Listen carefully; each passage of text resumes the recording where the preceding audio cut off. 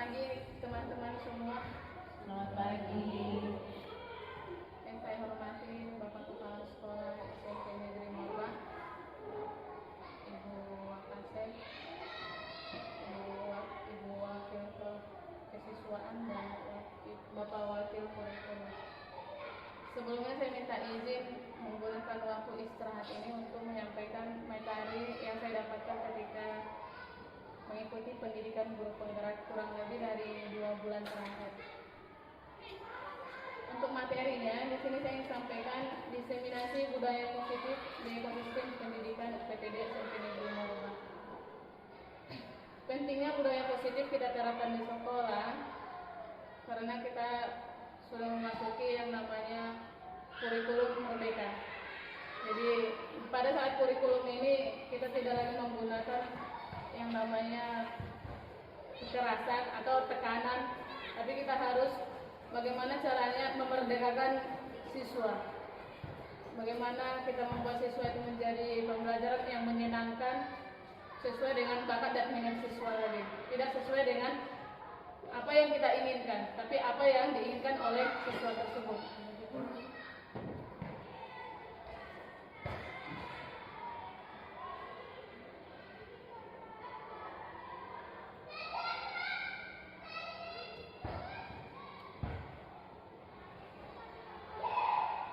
Ini sering kita dapatkan di sekolah ya.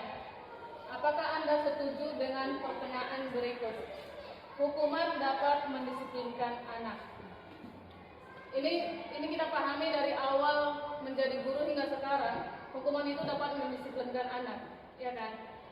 Tapi kenyataannya banyak anak semakin dihukum dan semakin tidak disiplin. Terus yang kedua, pemberian hukuman dengan hal positif seperti membaca atau membersihkan halaman sekolah dapat meningkatkan disiplin anak. Salahan. Tapi ini tidak tahu kalau bisa kita terapkan di sekolah atau tidak. Karena lihat, kalau restitusi ini sebenarnya yang saya dapatkan materinya ini tergantung kondisi keadaan dari lingkungan sekolah. Terkadang orang bilang kita lakukan dengan lembut hati, tapi kalau kondisi lingkungannya berbeda, nah akan sulit lagi kita lakukan. Ada anak bisa disiplinkan dengan lembut, tapi ada anak yang sekali, 2 kali, 3 kali juga tidak bisa, berarti dia harus diberikan efek jerah, begitu. Tapi nggak bisa juga, orang bilang tidak bisa. Orang bilang kementerian tidak ada anak yang nakal, guru yang salah. Tapi kita sebagai guru nggak mungkin mau disalahkan, padahal kita yang mendidik anak. Ciri-ciri restitusi bukan untuk menebus kesalahan, tapi belajar dari kesalahan. Ini sering kita marahi murid, bagaimana mereka menebus kesalahannya. Yang kita lakukan seharusnya adalah mereka sadar akan kesalahannya, memperbaiki hubungan, tawaran atau bukan paksaan, menuntun untuk melihat dalam diri, mencari kebutuhan dasar yang mendasari tindakan, fokus pada karakter. Yang ini, fokus pada karakter. Saya sendiri juga hampir 4 tahun di ALO untuk ngajar anak. Kalau mereka melakukan kesalahan, saya pasti membilangkan anak itu nakal. Jadi karakter apa yang ada pada diri anak itu, saya sudah tidak cari tahu lagi. Kenapa mereka bisa berbuat seperti itu, atau kenapa bisa lempar sekolah, saya tidak cari lagi. Yang penting saya kasih kategori mereka adalah nakal, udah begitu saja. Tapi seharusnya yang kita lakukan adalah mencari karakter anak tersebut. Karena kalau kata dunia pendidikan, anak nakal itu tidak ada, anak bodoh juga tidak ada. Semua tergantung kepada gurunya. Fokus pada solusi, bukan dari menentukan sanksi, mengembalikan murid yang berbuat salah pada kelompoknya. Jangan ketika murid melakukan kesalahan kita marah di depan murid, dan yang lain temannya tidak mau lagi berteman dengan dia, takut terkena dampaknya atau terpengaruhi yang begitu. Keyakinan kelas. Keyakinan kelas ini sering kita lakukan ketika awal pembelajaran. Jadi selama ini yang kita lakukan di sekolah, di pembelajaran itu adalah tata tertib. Tata tertib itu muncul dari kitanya, dari sekolah, peraturan sekolah. Sementara kalau keyakinan kelas, dunia pendidikan mengatakan begini, keyakinan kelas itu peraturan yang disepakati oleh siswa dan guru. Jadi peraturan itu bukan hanya guru yang menentukan, tapi siswa juga boleh menentukan peraturan. Jadi misalnya begini, ketika kita bilang tidak boleh terlambat, murid juga harus membuat ibu tidak boleh terlambat 5 menit. Mereka juga boleh menegur kita. Inilah keyakinan kelas yang perlu disepakati. Jadi bukan hanya guru yang mengatur murid, murid juga boleh membuat peraturan-peraturan mereka sendiri. Seperti itu. Kenapa keyakinan bukan peraturan? Ini yang perlu kita terapkan di sekolah. Kalau keyakinan lebih menggerakkan seseorang, karena dia juga boleh mengatur kita. Keyakinan dibuat untuk mendukung motivasi intrinsik. Ibu buat peraturan, kami juga buat kesepakatan. Nah, contohnya seperti ini. Keyakinan kelas mengacu pada nilai-nilai yang diyakini dan disepakati bersama. Keyakinan kelas mengacu terbentuknya lingkungan yang positif.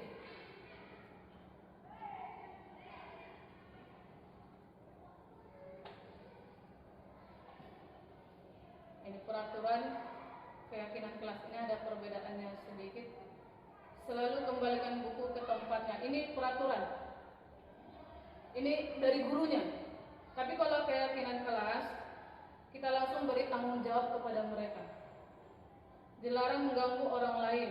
Kalau keyakinan kelas, menghormati sesama atau menghormati orang lain.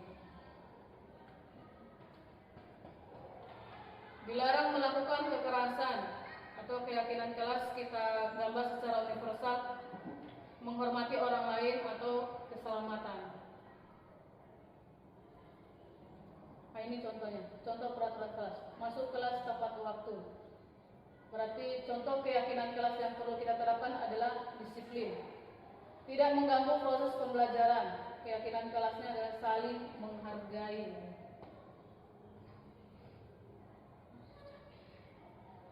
5 kebutuhan dasar manusia. Nah, ini kata dunia pendidikan, sekalipun anak nakal, ada kebutuhan dasar manusia yang perlu dipenuhi katanya. Ada kasih sayang dan rasa diterima, ada penguasaan, ada bertahan hidup, ada kesenangan dan ada kebebasan.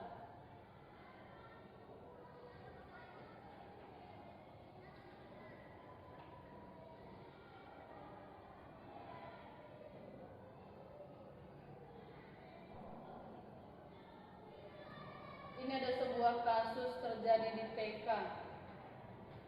Bimo, seorang anak TKB, selalu berlari keluar kelas menuju jalan raya di depan sekolahnya yang ramai dengan kendaraan. Tingkahnya membuat guru Bu Ani bingung dan seringkali mengajarnya. Ada beberapa kemungkinan jawaban yang diberikan Bimo. Nah, ini kalau anak-anak lari ke jalan raya, ini kan sering kita bilang anak terlalu nakal lah. Anak keluar sekolah, tapi sebenarnya ada kebutuhan dasar manusianya yang ingin dipenuhi. Jadi ketika kita katakan anak itu nakal, dia sebenarnya belum tentu nakal, tapi ada kebutuhan dasarnya yang ingin dia penuhi. Yang pertama, aku senang main kejar-kejaran dengan ibu guru, itu seru katanya. Dia dikejar guru, padahal gurunya udah marah nih, wah kamu keluar katanya. Tapi dalam hati si anak, kalau dia adalah senang dikejar sama ibu guru. Yang kedua, ibu kejar aku karena ibu guru sayang aku, katanya. Kita sedang marah kejar anak, tapi dia pikir kalau dia disayang oleh ibu guru tersebut. Terus yang ketiga, aku hebat kan, bisa bikin ibu guru kejar aku, katanya. Terus yang keempat, aku bosan mewarnai terus dalam kelas. Nah, ini mungkin karena dia bosan mewarnai, jadi dia lari-lari ke jalan raya. Kalau kita sebagai guru TK, mungkin kita artikan kalau anak itu adalah anak yang nakal, main-main di jalan raya. Tapi kalau dari si anak itu sendiri, ini adalah kebutuhan dasar hidupnya yang ingin dipenuhi. Kejar-kejaran, seru, dikejar ibu guru katanya tanda rasa sayang. Aku hebat bikin ibu guru bisa kejar aku, katanya. Kayak cari perhatian lah ya. Nah ini, posisi Posisi kontrol seorang guru. Untuk saat ini kita harus menghindari posisi kontrol guru yang selama ini kita terapkan ya. Yang pertama, dia sebagai penghukum. Untuk dunia pendidikan saat ini kita tidak boleh lagi posisi kontrol kita sebagai penghukum. Pembuat rasa bersalah juga tidak boleh.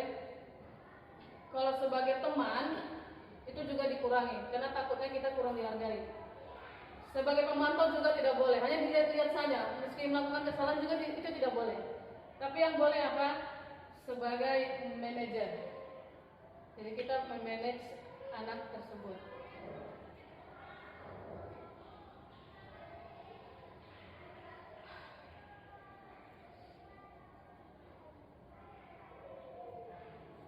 Segitiga restitusi imperial di atas.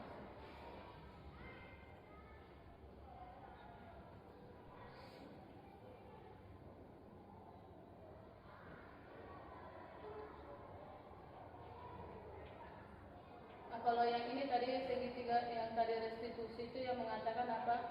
Ketika anak melakukan kesalahan, jangan langsung beri hukuman, tapi tanyakan dulu dia. Kamu tentu punya alasan mengapa melakukan tersebut.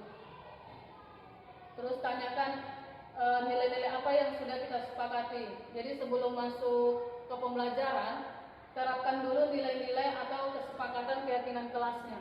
Jadi ketika anak melanggar kesepakatan, ini kembalikan ke dia tadi. Apa yang sudah kita sepakati, apa yang sudah kamu langgar. Terus agar dia menyadari kesalahannya, tanyakan kembali ini. Apa yang ingin menjadi orang seperti apa kamunya? Kalau yang untuk pertanyaan ini, setiap orang pasti pernah melakukan kesalahan. Ini seolah-olah kita dukung dia melakukan kesalahan, tapi sebenarnya tidak ya. Setiap orang pasti pernah melakukan kesalahan ya. Guru juga pernah melakukan kesalahan. Tapi kita identifikasi lagi kesalahan seperti apa. Apakah yang berulang atau tidak? Apa bisa dirubah atau tidak? Kamu bukan satu-satunya yang pernah melakukan ini. Nah ini, kita seolah mendukung kesalahan yang mereka buat. Tapi nantinya ujung-ujungnya ini, kamu ingin seperti apa? Nah itu terakhir. Budaya positif. Mewujudkan proses pembelajaran yang berpusat pada murid, berdampak pada murid, lingkungan belajar yang aman dan nyaman bagi murid.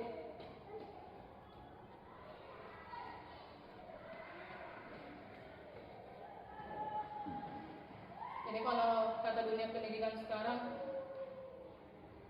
proses pembelajaran itu kita kembalikan ke keinginan siswa, bakatnya, minatnya, bukan lagi keinginan guru.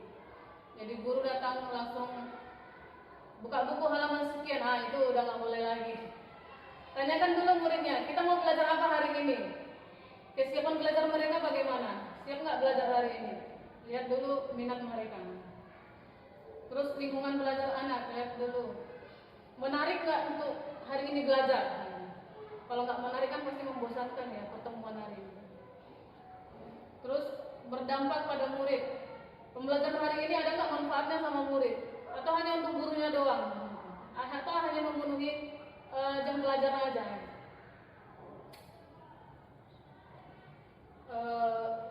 Terima kasih. Hanya ini materi yang ingin saya sampaikan. Semoga bermanfaat untuk dapat kita terapkan di lingkungan sekolah kita. Budaya positif. Mudah-mudahan kita bisa perlahan-lahan lah merubah yang ada peraturan di sekitar kita. Dunia pendidikan, anak nakal itu tidak ada, anak bodoh juga tidak ada. Semua tergantung kepada gurunya. Fokus pada solusi, bukan dari menentukan sanksi. Mengembalikan murid yang berbuat salah pada kelompoknya. Jangan ketika murid melakukan kesalahan kita marah di depan murid, dan yang lain temannya tidak mau lagi berteman dengan dia, takut terkena dampaknya atau terpengaruhi yang begitu. Keyakinan kelas. Keyakinan kelas ini sering kita lakukan pembelajaran. Jadi selama ini yang kita lakukan di sekolah, di pembelajaran itu adalah tata tertib. Tata tertib itu muncul dari kitanya, dari sekolah. Peraturan sekolah. Sementara kalau keyakinan kelas, dunia pendidikan mengatakan begini. Keyakinan kelas itu peraturan yang disepakati oleh siswa dan guru. Jadi peraturan itu bukan hanya guru yang menentukan, tapi siswa juga boleh menentukan peraturan. Jadi misalnya begini, ketika kita bilang tidak boleh terlambat, murid juga harus membuat ibu tidak boleh terlambat 5 menit. Nah, gitu. Mereka juga boleh menegur kita. Nah, gitu. Inilah keyakinan kelas yang perlu disepakati. Jadi bukan hanya guru yang mengatur murid, murid juga boleh membuat peraturan-peraturan mereka sendiri. Seperti itu. Kenapa keyakinan bukan peraturan? Ini yang perlu kita terapkan di sekolah. Kalau keyakinan lebih menggerakkan seseorang, karena dia juga boleh mengatur kita. Keyakinan dibuat untuk mendukung motivasi intrinsik. Ibu buat peraturan, kami juga buat kesepakatan. Nah, contohnya seperti ini. Keyakinan kelas mengacu pada nilai-nilai yang diyakini dan disepakati bersama. Keyakinan kelas mengacu terbentuknya lingkungan yang positif.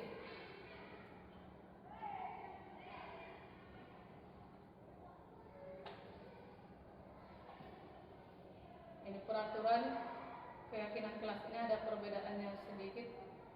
Selalu kembalikan buku ke tempatnya. Ini peraturan.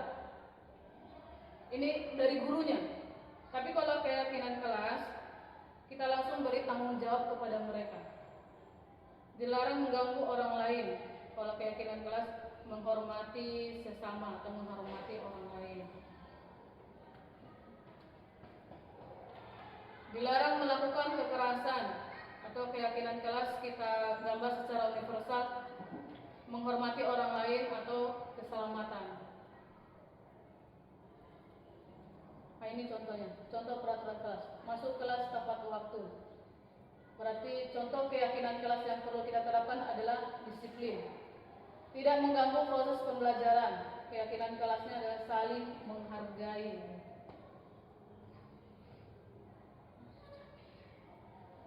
5 kebutuhan dasar manusia. Nah, ini kata dunia pendidikan. Sekalipun anak nakal, ada kebutuhan dasar manusia yang perlu dipenuhi katanya. Ada kasih sayang dan rasa diterima, ada penguasaan, ada bertahan hidup, ada kesenangan dan ada kebebasan.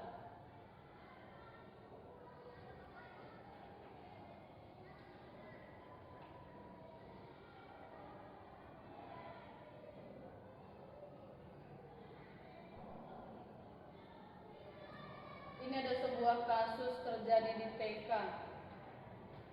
Bimo, seorang anak TKB, selalu berlari keluar kelas menuju jalan raya di depan sekolahnya yang ramai dengan kendaraan. Tingkahnya membuat guru Bu Ani bingung dan seringkali mengejarnya. Ada beberapa kemungkinan jawaban yang diberikan Bimo. Nah, ini kalau anak-anak lari ke jalan raya, ini kan sering kita bilang anak terlalu nakal. Anak keluar sekolah, tapi sebenarnya ada kebutuhan dasar manusianya yang ingin dipenuhi. Jadi ketika kita katakan anak itu nakal, dia sebenarnya belum tentu nakal, tapi ada kebutuhan dasarnya yang ingin dia penuhi. Yang pertama, aku senang main kejar-kejaran dengan ibu guru, itu seru katanya. Dia dikejar guru, padahal gurunya udah marah nih, wah kamu keluar katanya. Tapi dalam hati si anak, kalau dia adalah senang dikejar sama ibu guru. Yang kedua, ibu kejar aku karena ibu guru sayang aku, katanya. Kita sedang marah kejar anak, tapi dia pikir kalau dia disayang oleh ibu guru tersebut. Terus yang ketiga, aku hebat kan, bisa bikin ibu guru kejar aku, katanya. Terus yang keempat, aku bosan mewarnai terus dalam kelas. Nah, ini mungkin karena dia bosan mewarnai, jadi dia lari-lari ke jalan raya. Kalau kita sebagai guru TK, mungkin kita artikan kalau anak itu adalah anak yang nakal, bermain di jalan raya. Tapi kalau dari si anak itu sendiri, ini adalah kebutuhan dasar hidupnya yang ingin dipenuhi. Kejar-kejaran seru, dikejar ibu guru katanya tanda rasa sayang. Aku hebat bikin ibu guru bisa kejar aku, katanya. Kayak cari perhatian lah ya. ini posisi kontrol seorang guru. Untuk saat ini kita harus menghindari posisi kontrol guru yang selama ini kita terapkan ya. Yang pertama dia sebagai penghukum. Untuk dunia pendidikan saat ini kita tidak boleh lagi posisi kontrol kita sebagai penghukum. Membuat rasa bersalah juga tidak boleh. Kalau sebagai teman itu juga dikurangi karena takutnya kita kurang dihargai.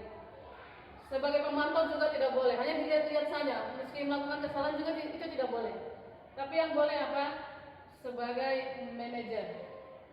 Jadi kita memanage anak tersebut.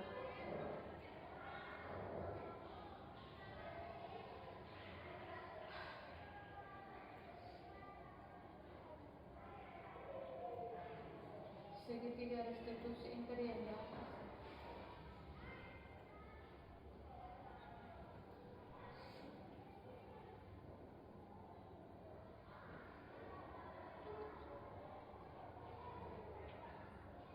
Kalau yang ini tadi segitiga yang tadi restitusi itu yang mengatakan apa? Ketika anak melakukan kesalahan, jangan langsung beri hukuman, tapi tanyakan dulu dia. Kamu tentu punya alasan mengapa melakukan tersebut. Terus tanyakan nilai-nilai apa yang sudah kita sepakati. Jadi sebelum masuk ke pembelajaran, terapkan dulu nilai-nilai atau kesepakatan keyakinan kelasnya. Jadi ketika anak melanggar kesepakatan, ini kembalikan ke dia tadi. Apa yang sudah kita sepakati, apa yang sudah kamu langgar. Terus agar dia menyadari kesalahannya, tanyakan kembali ini. Apa yang ingin menjadi orang seperti apa kamunya? Kalau yang untuk pertanyaan ini, setiap orang pasti pernah melakukan kesalahan. Ini seolah-olah kita dukung dia melakukan kesalahan, tapi sebenarnya tidak ya. Setiap orang pasti pernah melakukan kesalahan ya. Guru juga pernah melakukan kesalahan. Tapi kita identifikasi lagi kesalahan seperti apa. Apakah yang berulang atau tidak? Apa bisa dirubah atau tidak? Kamu bukan satu-satunya yang pernah melakukan ini. Nah ini, kita seolah mendukung kesalahan yang mereka buat. Tapi nantinya ujung-ujungnya ini, kamu ingin seperti apa? Nah itu terakhir. Budaya positif. Mewujudkan proses pembelajaran yang berpusat pada murid, berdampak pada murid, lingkungan belajar yang aman dan nyaman bagi murid.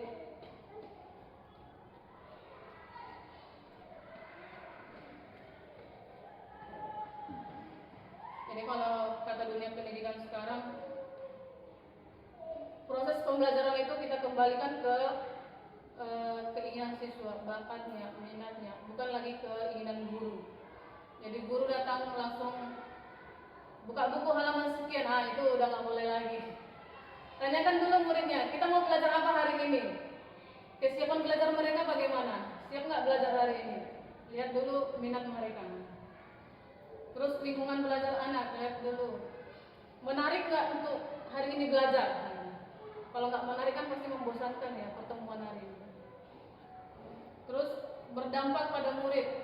Pembelajaran hari ini ada nggak manfaatnya sama murid? Atau hanya untuk gurunya doang? Atau hanya memenuhi jam belajar aja?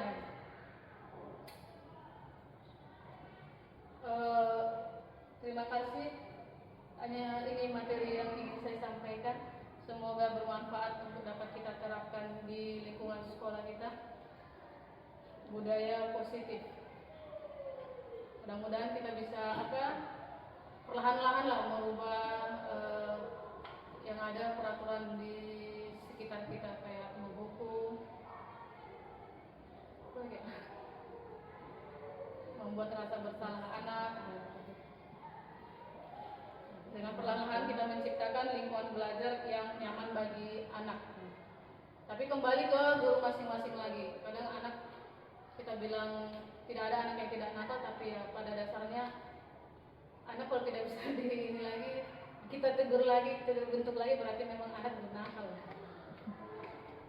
Sekian, terima kasih. Selamat pagi.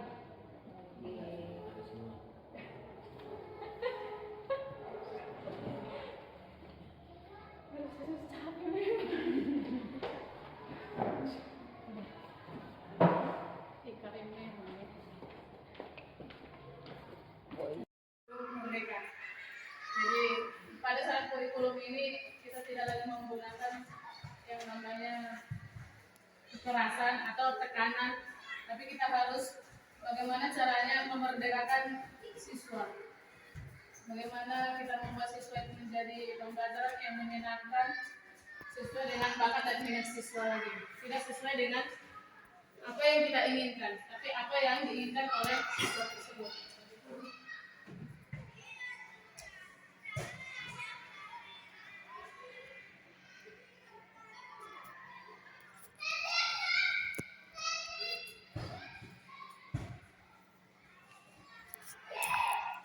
Ini sering kita dapatkan di sekolah ya.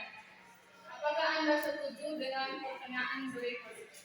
Hukuman dapat mendisiplinkan anak. Ini kita pahami dari awal menjadi guru hingga sekarang. Hukuman itu dapat mendisiplinkan anak, ya kan? Tapi kenyataannya banyak anak semakin dihukum dan semakin tidak disiplin. Terus yang kedua, pemberian hukuman dengan hal positif seperti membaca atau membersihkan halaman sekolah dapat meningkatkan disiplin anak. Terus yang ketiga, memberi penghargaan dapat meningkatkan motivasi belajar anak.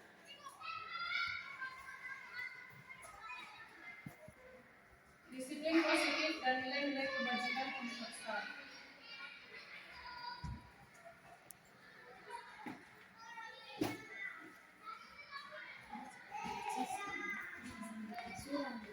Masih jelas misi besar betul itu.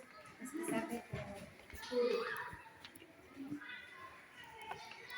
ini kasih tarik ke belakang sedikit.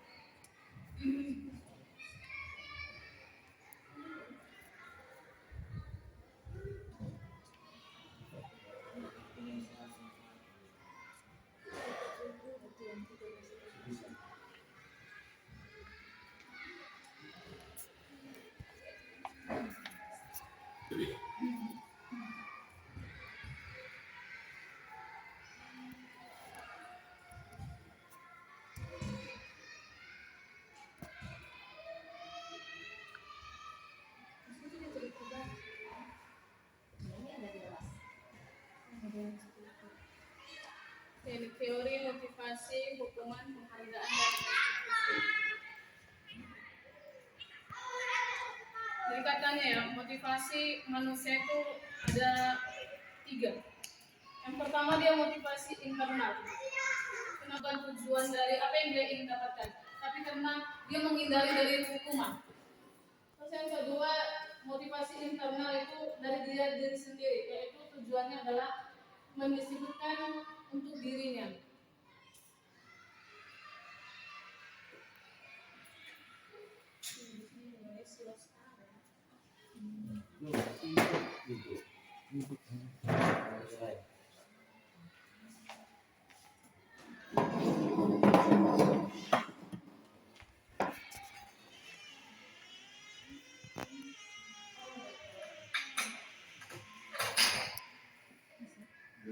Akhirnya di sini dia tidak terbaca silakan. Itu bulan kok apa saja? Oh, begini baru bisa.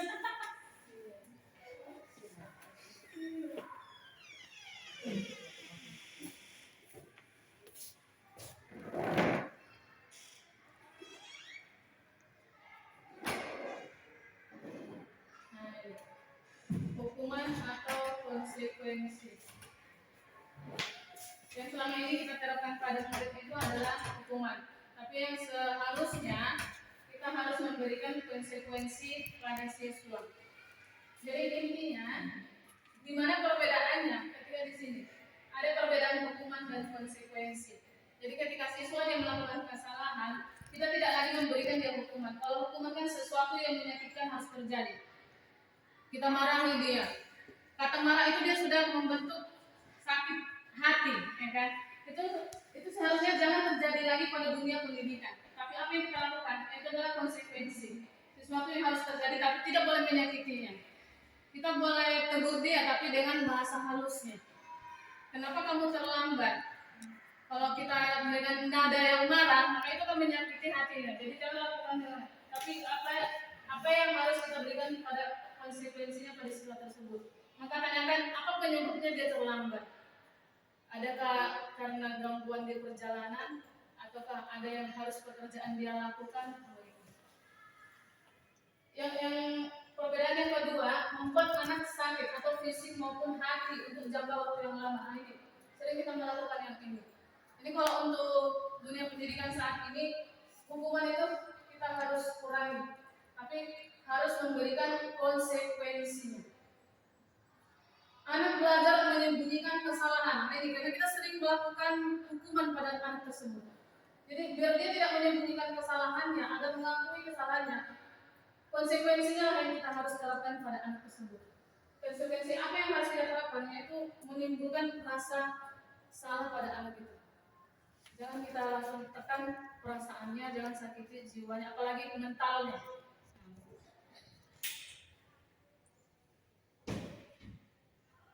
Karena kalau kita lakukan hukuman, maka ini yang akan terjadi: marah, rasa bersalah, dipermalukan, merasa tak dihargai. Tapi kalau kita lakukan konsekuensi, ini bisa kita adakan pada diri anak tersebut. Restitusi, ini istilah baru yang saya juga baru dengar. Sering kita terapkan, tapi baru kosakata yang kita baru dengar ya. Restitusi adalah proses menciptakan kondisi bagi murid untuk memperbaiki kesalahan mereka, sehingga mereka bisa kembali pada kelompok mereka dengan karakter yang lebih kuat.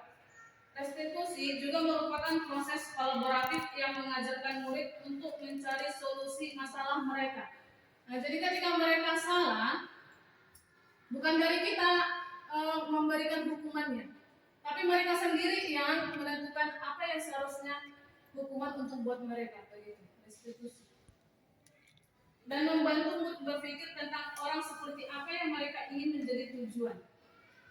Jadi ketika mood bersalah, kita katakan begini, sebenarnya kamu mau apa? Jadi ketika dia terlambat, kamu tiap hari terlambat ya? Nah, itu sudah menjatuhkan mental mereka di pagi hari. Tapi coba kita tanyakan, apa yang kamu lakukan sebelum datang ke sekolah?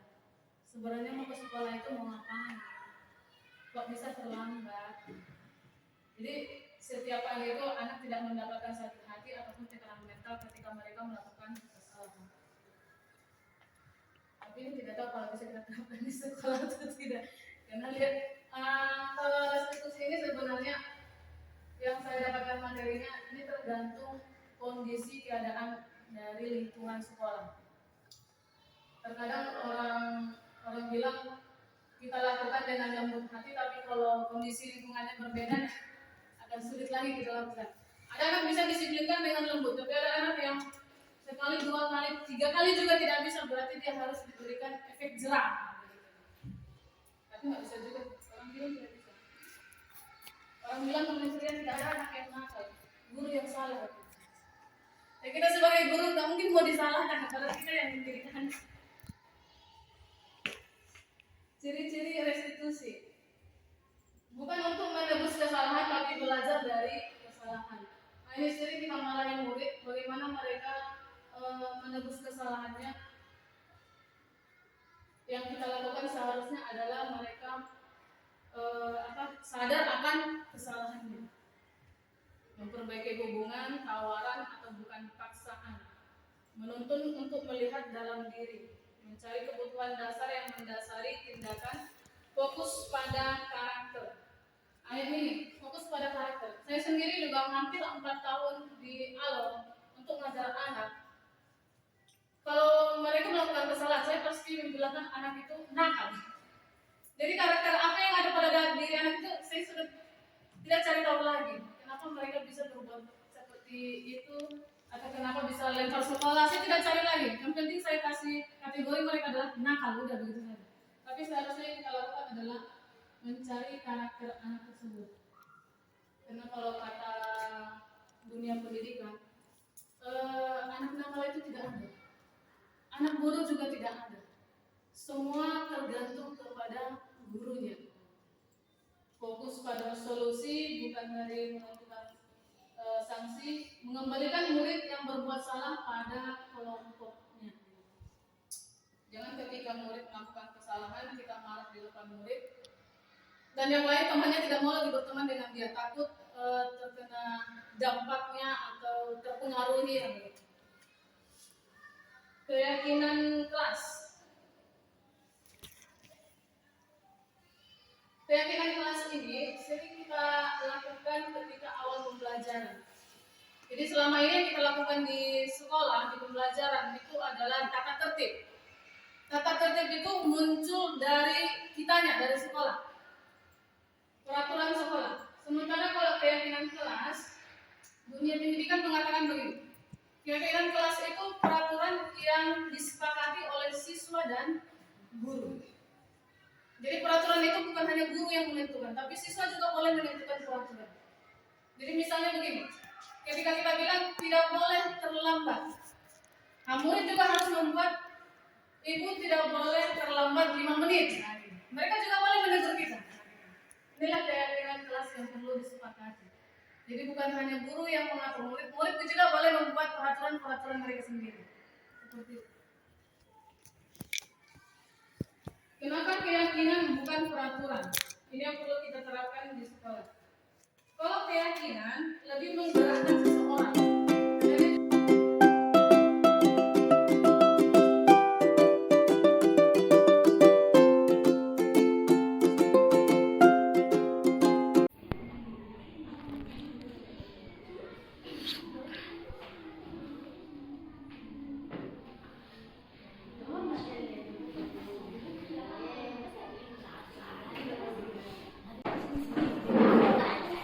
oke, lagi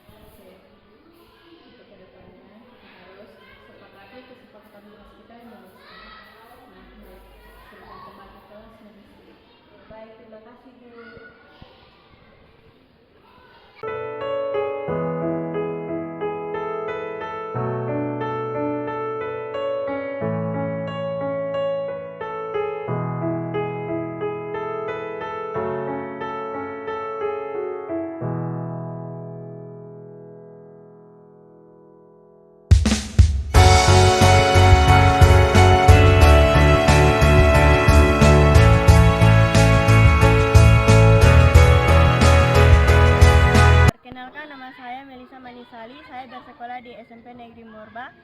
Saya kelas 8. Saya ingin memberikan testimoni tentang pembelajaran yang dilakukan oleh Ibu Rina.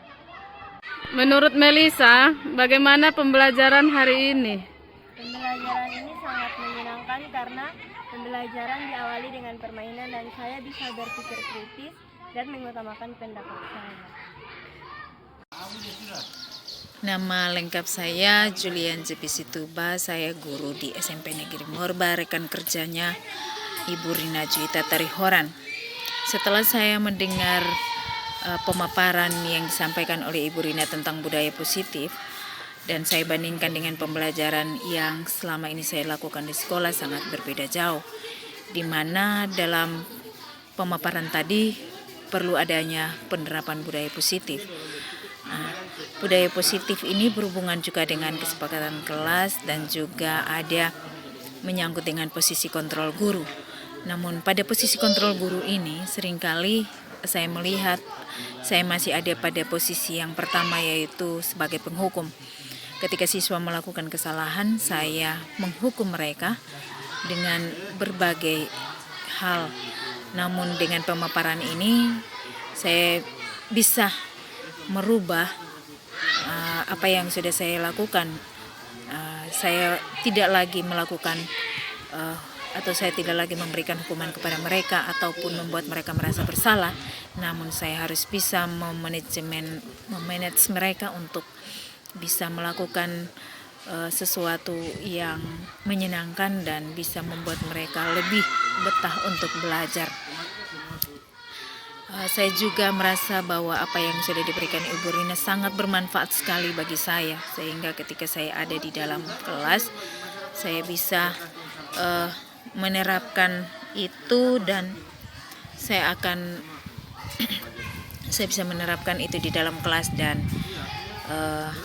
tentunya pembelajaran juga menjadi menyenangkan dan membuat anak tetap betah dan yang jelasnya mereka juga pasti akan berubah dalam proses berpikir mereka dan dalam proses pembelajaran mereka. Sekian testimoni saya, terima kasih dan selamat siang.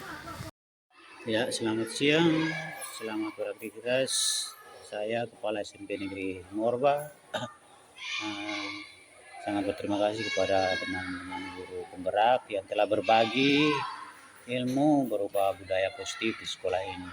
Semoga ilmu yang didapatkan oleh kedua guru penggerak dapat bermanfaat bagi teman-teman guru, terutama anak-anak siswa di tempat ini di SMP Negeri.